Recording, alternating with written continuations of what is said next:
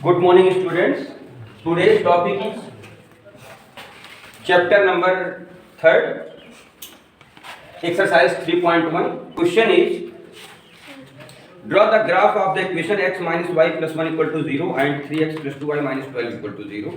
Determine the coordinates of the vertices of the triangle formed by these lines and the x-axis and shape the triangular region. तो सबसे पहले तो आपको इसका graph draw करना है. ग्राफ को कैसे ड्रॉ करते हैं जरा देखिएगा. It is equation first and it is equation second. Student you may check the equation whether it is correct और नॉट. चेक करो जरा इक्वेशन सही लिखा है, करेक्ट है. फ्रॉम इक्वेशन फर्स्ट पहले इक्वेशन से हम दो पॉइंट निकालेंगे. दो पॉइंट कैसे निकालेंगे? एक्स या वाई की कोई भी वैल्यू हम पुट कर सकते हैं. इंटीजर पुट करें और उन इंटीजर्स में से जीरो अगर पुट करें, एक बार x और एक बार y, तो जो पॉइंट मिलता है वो एक्सिस का पॉइंट होता है और एक्सिस का पॉइंट ग्राफ पे ड्रॉ करना बड़ा आसान होता है. करेक्ट ना? तो चलिए हम इसमें एक बार पुट करते हैं. Put x equal to 0 in equation first. ठीक है, देखो क्या होगा. यहां पर हम x को 0 पुट करिए. 0 minus y plus 1 equal to 0. This implies y equal to minus y equal to minus 1. This implies y equal to 1 आपको मिल जाएगा. करेक्ट, एक वैल्यू मिल गई. ठीक है ना. और दूसरी बार पुट कर लेते. पुट x इक्वल टू, अभी इन दोनों को एक टेबल में लिख देंगे. ठीक है, क्या लिख देंगे? x की वैल्यू 0 थी और y की वैल्यू 1 आ गई. ये पॉइंट अभी हम जानते हैं कि आपकी ये लाइन इस पॉइंट से पास होगी, तो हम इस ग्राफ को ड्रा करने में इसका यूज करेंगे. पुट x इक्वल, आपकी बार y को 0 कर. आप पूछ सकते हैं कि सर x y पुट करना जरूरी नहीं, x भी कर सकती हो, ऐसा कुछ नहीं है. लेकिन एक बार y पुट कर लो, देखते हैं क्या होता है. x minus 0 plus 1 equal to 0. This implies x equal to minus 1. क्या पॉइंट मिला? Minus 1 comma 0. 0 कॉमा माइनस 1 नहीं, y तो 0 है, बाद में होगा, पहले x होगा, लिखा जाएगा. अगर हम इसकी एक टेबल बनाना चाहें, जरा देखो. x y, x की पहले वैल्यू क्या पुट किया था? 0. y कितना मिला था? 1. y को कितना पुट किया? 0. x कितना मिला? माइनस 1. ये आपकी टेबल तैयार हो. क्या समझ बात आ गई? करेक्ट है. इसी तरीके से अब आपको दूसरी इक्वेशन फ्रॉम इक्वेशन सेकंड से. लेकिन इक्वेशन कहाँ है? यहाँ पर एक बार x को 0 पुट करो. मैं तो डायरेक्ट लिख दिया टेबल बना कर. ठीक है, आप कैलकुलेशन करते रहो. x को 0 पुट करेंगे, y 6 मिलेगा. चेक कर लो. x 0 कर देंगे, होगा ये पूरा 0 हो गया. 12 उधर जा करके 2 6 या 12 6 आ जाएगा. ठीक है ना. तो ये टेबल हमने डायरेक्ट पुट कर दिया. आप भी डायरेक्ट पुट कर सकते हो अगर आप कैलकुलेशन माइंड में कर लिए हो तो. हो गया. Now again put the value of y equal to 0. What will you get? 3x equal to 12, x equal to 4. मैंने कहा ना, जब किसी पॉइंट के कोऑर्डिनेट में 0 आ जाए, it means the point lies on the x axis, either x axis और y axis. किसी एक्सिस पे लाई करेगा और एक्सिस पर पॉइंट फाइंड करना बड़ा आसान होता है. सीधे गए एक्सिस पे, ये पॉइंट है. करेक्ट. क्या मेरी बात से आप सहमत हैं? ठीक है ना. चलिए, आप सहमत हैं, बहुत अच्छी बात है. अब हम लोग क्या करेंगे? ग्राफ को ड्रॉ करेंगे. चलिए हम पहले एक्सिस बना लेते हैं. नाउ स्टूडेंट्स, अगर आपने ये एक्सिस बना लिया, it is x axis, it is y axis,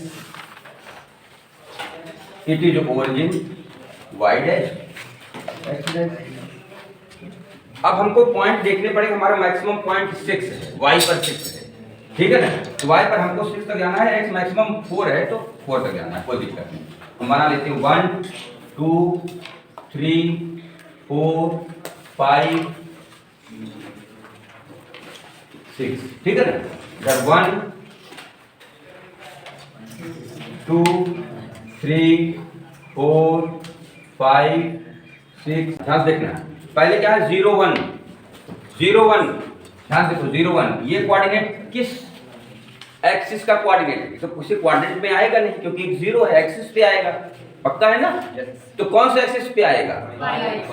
कैसे पता चला? क्योंकि y की वैल्यू अदर देन 0 दी गई है. ठीक है ना. तो 0 नहीं होगी जिसकी, जैसे यहाँ 1 है, उसी एक्सिस पे लाई करेगा जिसकी वैल्यू 0 उस एक्सिस पे नहीं है, एक्स एक्सिस पे नहीं जाएगा। तो वाई एक्सिस पे 0 1 कहाँ मिलेगा? आई थिंक ये मिलेगा सर्किल के अंदर। ये मैंने सर्किल हाइलाइटर है, पॉइंट यहाँ पर है, ठीक है ना। ये आगे देखिए नेक्स्ट कौन सा है? -1 0, x -1 y 0, पॉइंट क्या है? -1 0। ये किस एक्सिस का पॉइंट है? x axis. ये y एक्सिस।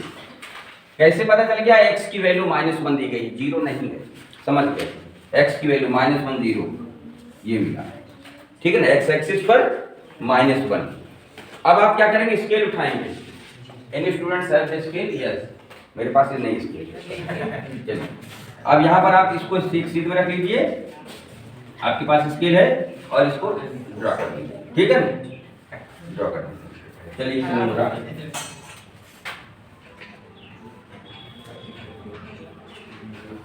ठीक है, और इसको थोड़ा सा आगे तक भी बढ़ा दीजिएगा, ठीक, स्केल से।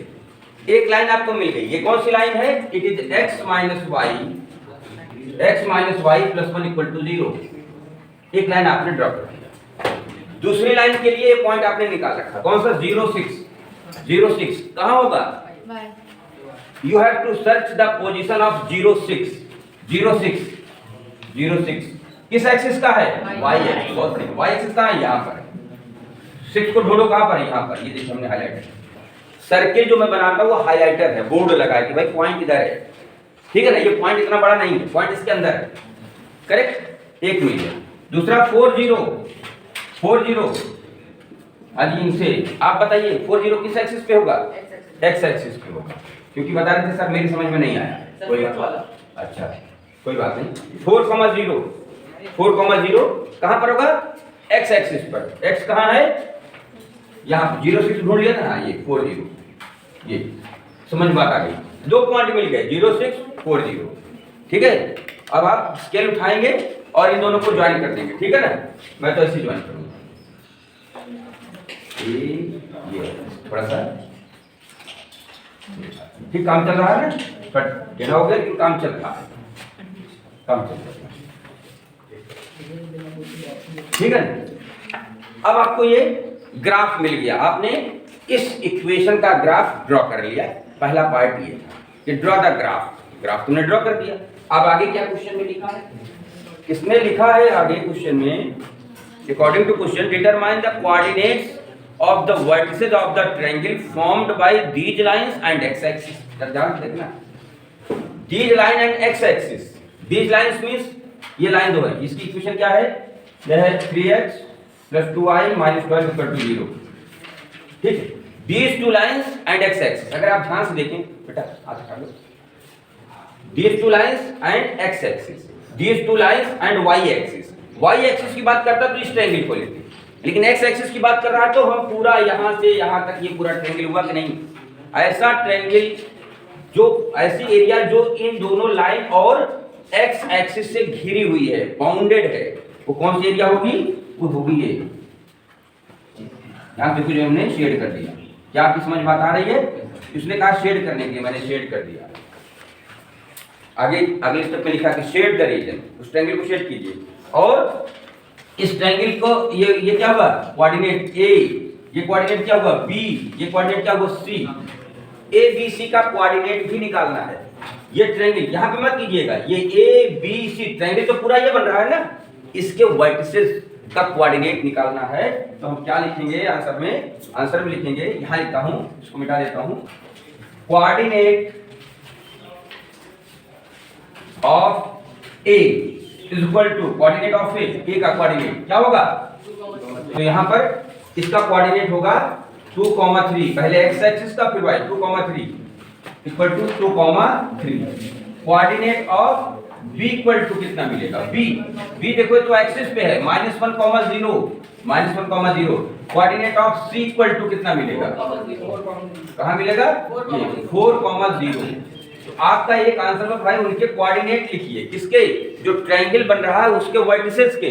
तो ट्रायंगल यही बन रहा है, इसके वर्टिसेस क्या है? ए बी सी है, इसलिए हमने ए बी सी इनको लिख करके दिखा दिया। और ये कंप्लीट शेड तो पहले कर चुका था, ठीक है ना। ट्रायंगल को शेड करना है। और कभी कभी ये भी पूछ लेता है कि find the area of the triangle so formed, जो ट्रायंगल बना उसका एरिया भी निकालिए। ये भी क्वेश्चन ऐड कर सकते हैं। तो चलिए हम थोड़ा सा इसको भी बता देते हैं। ये पूछा तो नहीं गया है लेकिन इसको भी जान लीजिए कि अगर हमको एरिया ऑफ ट्रायंगल ABC निकालना होता तो हम क्या लिखते, एरिया ऑफ ट्रायंगल ABC तो क्या लिखते, हाफ बेस इनटू हाइट। ये फार्मूला होता है ट्रायंगल का। बेस इसका क्या होगा, -1 से शुरू हुआ है 4 तक 5। तो कई स्टूडेंट्स इसको सोचते हैं कि 4 में से 1 सब्ट्रैक्ट कर लो 3 हुआ, जो कि गलत होता है। हमको इसकी डिस्टेंस देखनी है। 4 इधर है और 1 इधर, 5 हुआ, तो 5 यूनिट होगा ना कि 3 यूनिट होगा।